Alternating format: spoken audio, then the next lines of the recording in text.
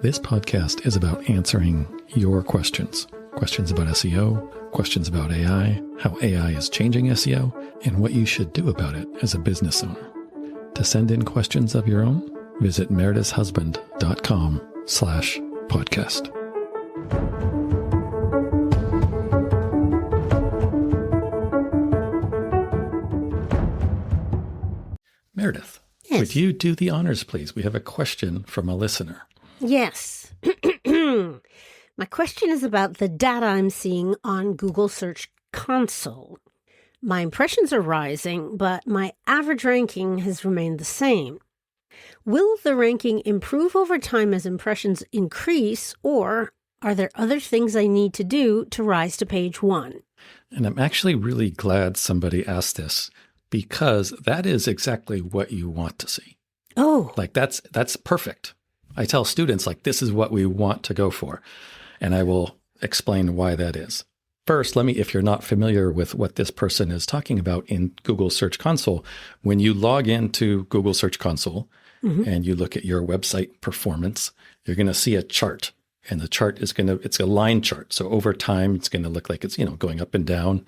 And it shows your impressions. That's the number of times that Google is displaying your website whenever somebody searches for anything. That's one of the lines. And another line is the average ranking. And that's your average ranking for all the keywords you're ranking for over the same time period. And so what this person is seeing is they're seeing the number of impressions go up. The graph is going up, but the average ranking is not, or maybe it's even going down. Now, the reason I say that's perfect is because we obviously want Google to be showing our site more often. So impressions going up is good.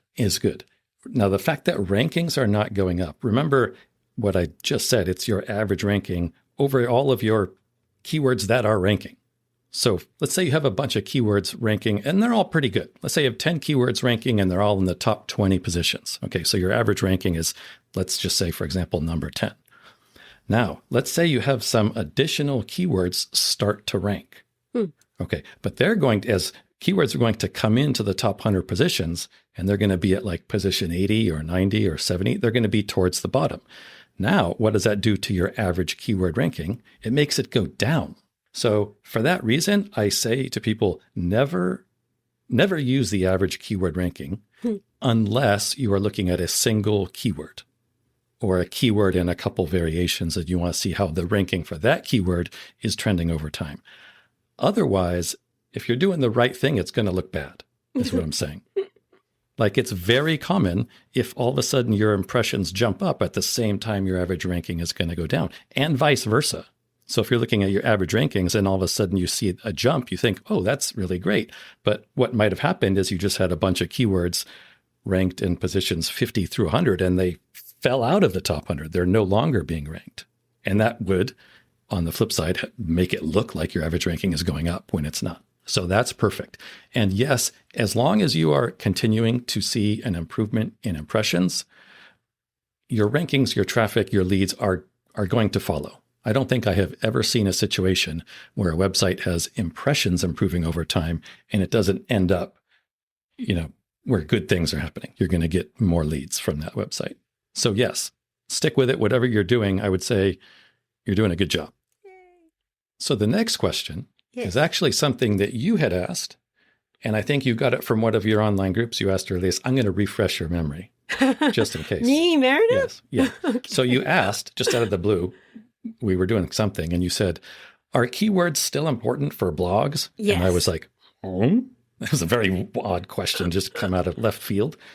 And so you followed up by, I think you said something, and correct me if I'm wrong, but you said something that somebody in one of your groups, or you saw something that a blogger was offering to write for you, and they were going to include your keywords. Yes. Okay. I'm not exactly sure what they were offering, but to me that sounds like it's bad.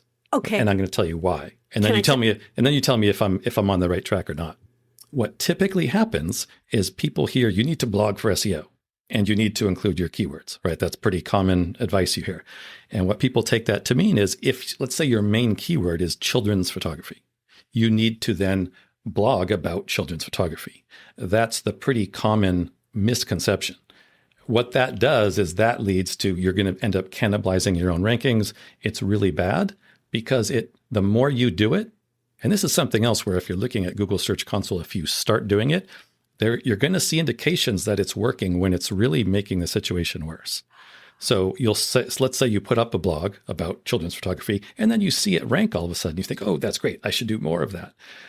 What that does is you're sending conflicting signals to Google about what page should be ranked. And so what ends up happening is you might get rotating blogs showing up in Google Search Console. This one's ranking, then the next week another one is ranking, then a different page is ranking. That's keyword cannibalization, and that's because Google doesn't know what page to rank. So what's going to happen is you're never going to reach page 1. That's what I see a lot. Now, correct me if I was wrong about the question. Is that what the person was offering or suggesting? Yeah. Yeah.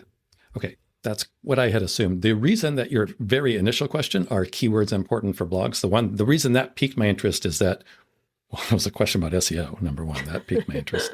And number two, yes, keywords are important for blogs, but not what people think. How like so? A blog is going to be about a topic.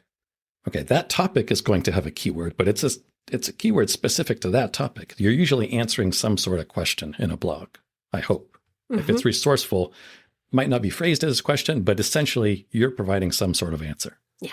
So you want to match that with somebody out there asking that question. So that's your keyword. That's your key phrase for the blog. It's not that keywords are not important at all to blogs. It's just the way most people take that to mean it is wrong, unfortunately. Right. So we don't want to stuff the blogs. You don't want to. Keywords. Exactly. You don't want to take your main keyword and sprinkle it all throughout your blog. Good to know. Thank you. Yeah. I hope that helps. Does. This podcast is about answering your questions. Questions about SEO, questions about AI, how AI is changing SEO, and what you should do about it as a business owner. To send in questions of your own, visit meredithshusband.com/podcast.